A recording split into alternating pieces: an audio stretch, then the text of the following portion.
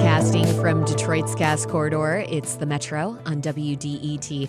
I'm Robin Vincent. And I'm Carrie Jr. II. Today's show begins with a strike. Cannabis workers in Ann Arbor are demanding union recognition. They say low pay and unpredictable schedules are symptoms of an industry still finding its footing. Then we turn to climate.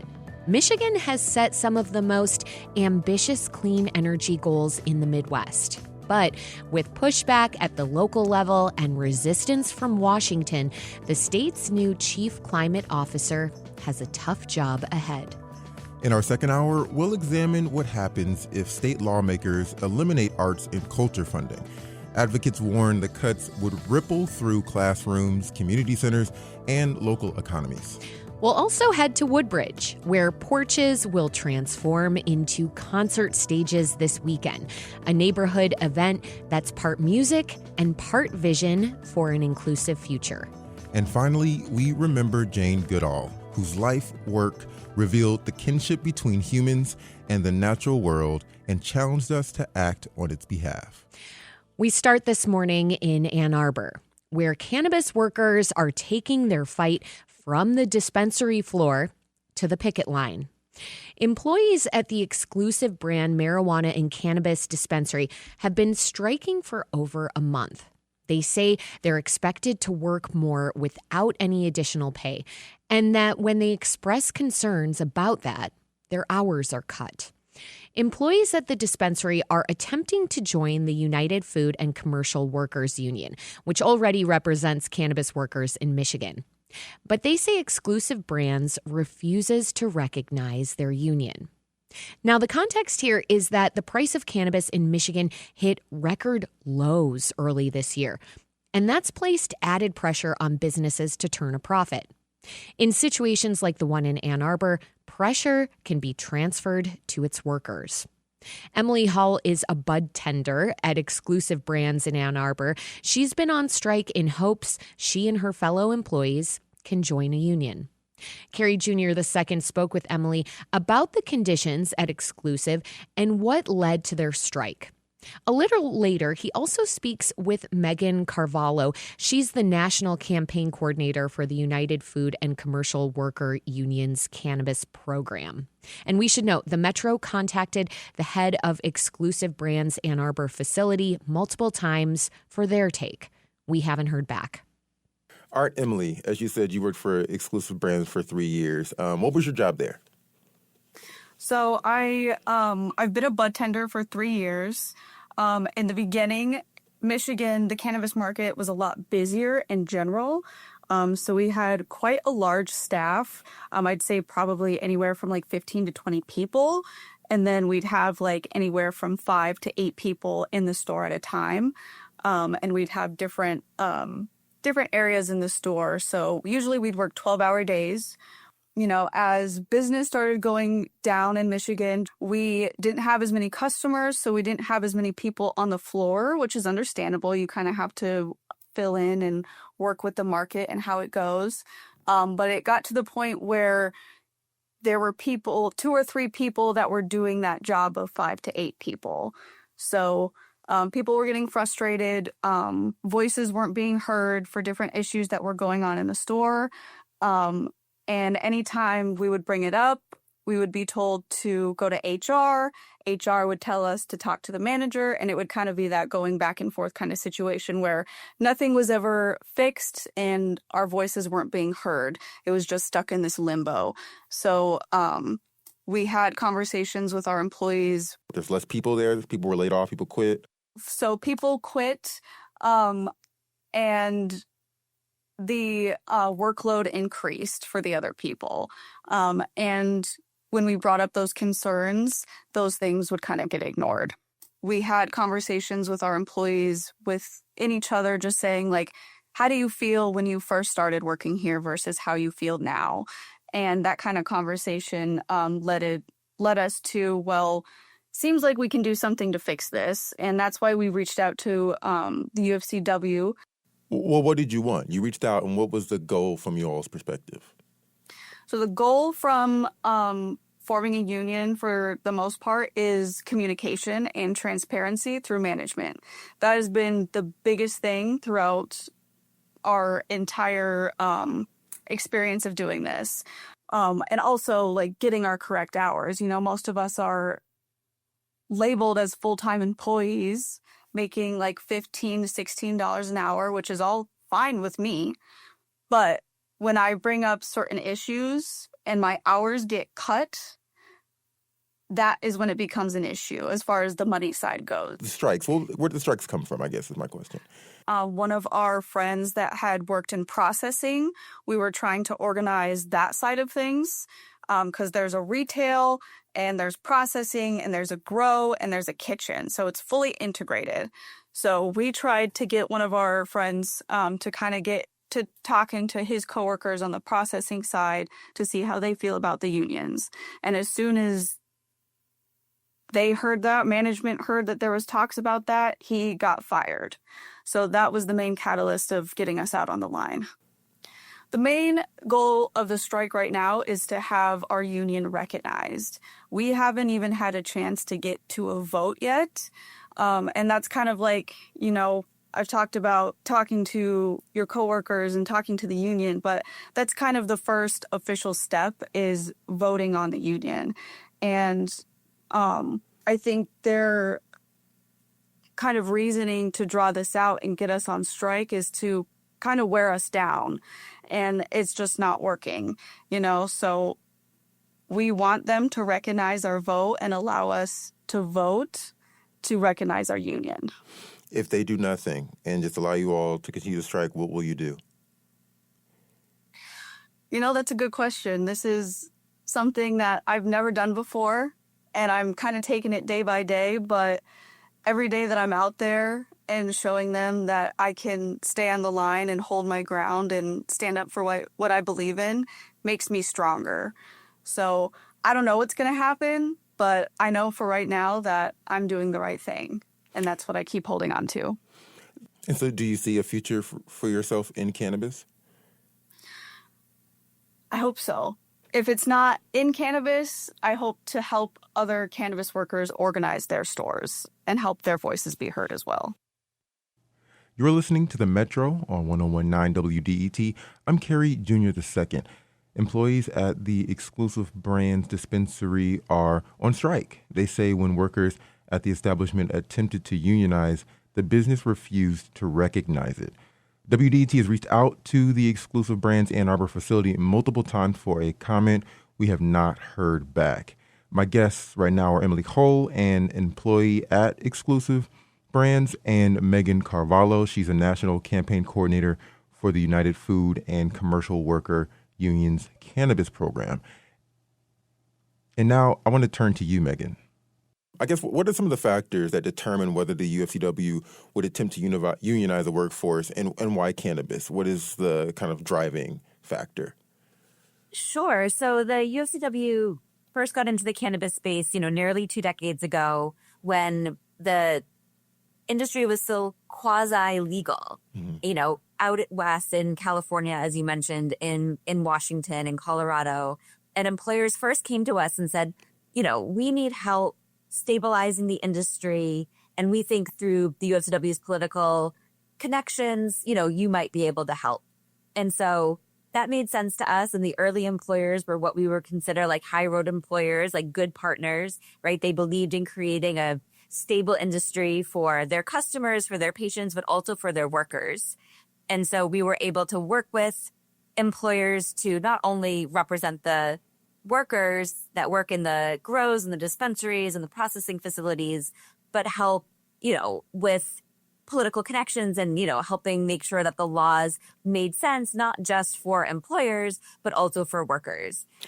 And talk about that relationship between the union and the owner-operators. I mean, I think from the outside looking in, we could assume that it's contentious. The owners want to make profits, and then unions want to make sure that the workers are facing conditions that are fair, that are getting fair wages, and sometimes that those can be in conflict. But I'm curious, at least from the inception of the union in cannabis, what that relationship was like. The initial relationships were really not contentious at all, right? We had common goals.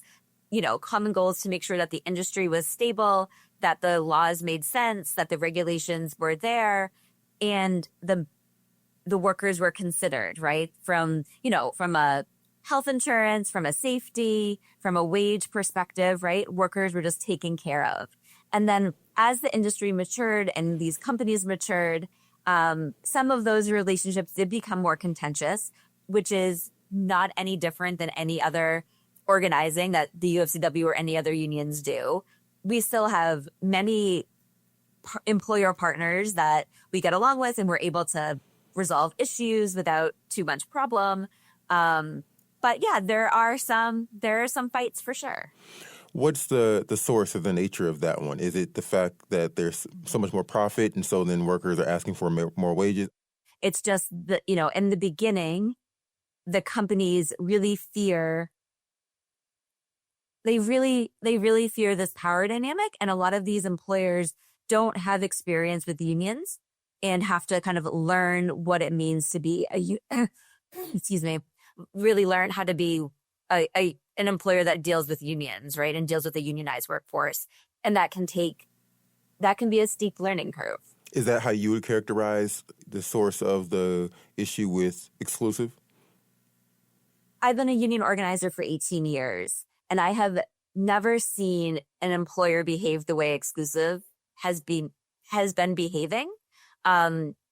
Most employers realize that workers have the fundamental right to form a union and will certainly fight that, right? These employers will fight that, and that is where the contention comes from that I was talking about before.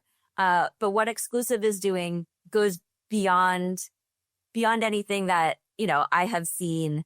So the workers asked for the company to recognize their union, which workers always do. Companies do have the right to say no and then ask to have and then the next thing would be to have a union election through the National Labor Relations Board. And so when the workers went to go through that process to have an election at the National Labor Relations Board, like thousands and thousands of cannabis workers before them, the company said, well, we don't believe that the NLRB is allowed to oversee union elections at cannabis facilities, despite, hundreds of facilities having gone through this process in the last 5 or 10 years. And that is baseless. It's union busting. It's maybe creative union busting, but it's certainly baseless. The fact that we've seen now that the cannabis market in Michigan has become oversaturated. It started off, it was booming when it first came around, but now we're seeing that the price of marijuana and the sales of marijuana have been on the decline. And so as businesses try to kind of capture profits that, appear to be shrinking, I'm wondering how much that plays a role in unionization efforts. The cannabis industry itself is volatile across the board. I think it's a miracle anytime workers form a union, no matter what industry, no matter what timeline, because companies and labor law in this country make it so incredibly hard.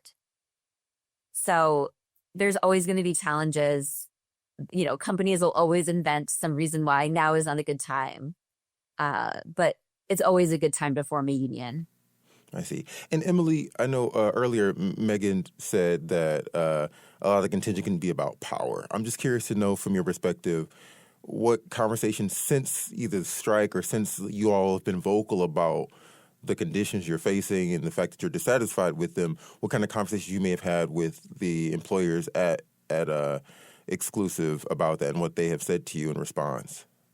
So since we established that we wanted to form a union, I've had one conversation with the director of operations, and it was a lot of, I couldn't really get my thoughts out. It was a lot of explaining why unions are going to cost more money and why we don't need a third party. And when I tried to explain these issues to him, it was just like, well, I wish you guys would have reached out to me beforehand and kind of like this and that, but he was not available at all until we started doing this. Like, I didn't have his phone number. I didn't have his email. I didn't have nothing until we started doing this. And then one day his phone number was up on a whiteboard like, hey, let's talk. So that was the only kind of conversation that I've had. And this was in August, early August, before we had even started striking. How many of you all are striking versus how many are still working? It's just the retail side that is trying to form the union. Got it. We started with 10.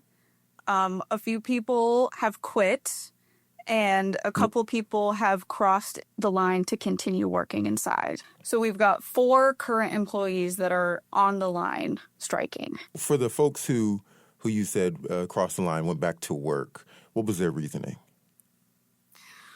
A lot of health issues, insurance, meds that they have to take, and they're too expensive. I'm never gonna,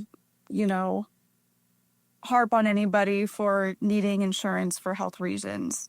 And it's unfortunate to see some of these people that I've worked with my entire career at Exclusive cross the line. But, I don't want to see their livelihood go downhill. What are the next steps for the striking workers who are trying to unionize at Exclusive? That's a good question. So in terms of next steps, we're still holding strong on the line. We're making sure that these workers are going to be able to have their vote and have their union.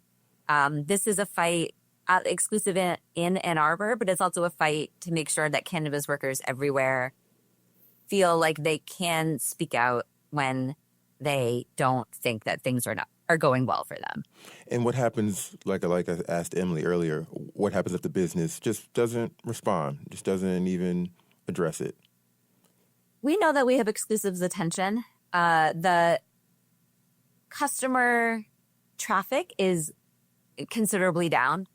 They may get one customer every 15 minutes instead of enough to sustain, 10 workers working all at the same time.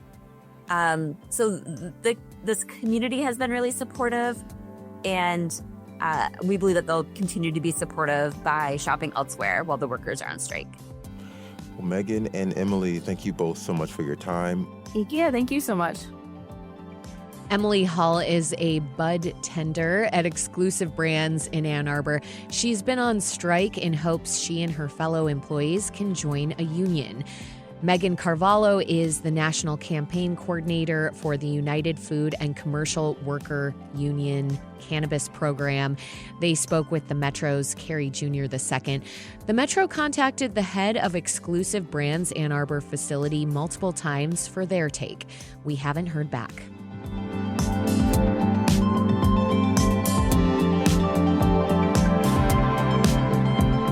Coming up, it's no secret, prices are rising. That's not just true for homes and food, but for our energy too. We'll talk about why and what we can do to change that. That's next on the Metro. Stay with us.